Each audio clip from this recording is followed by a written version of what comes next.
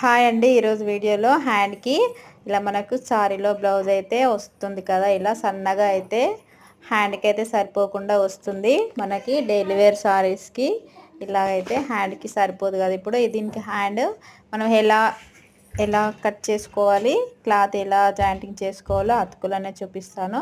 మనకి కటింగ్ తర్వాత ఎక్స్ట్రా ఉంటుంది కదా క్లాత్ వచ్చేసి, అది ఇలా స్ట్రైట్గా కట్ చేసుకోవాలి. కట్ చేసుకొని మళ్ళీ కింద ఇట్లా ఖర్చు పైన పడేటట్టు మళ్ళీ పైనుండి ఒక స్టిచ్ అయితే వేయాలి.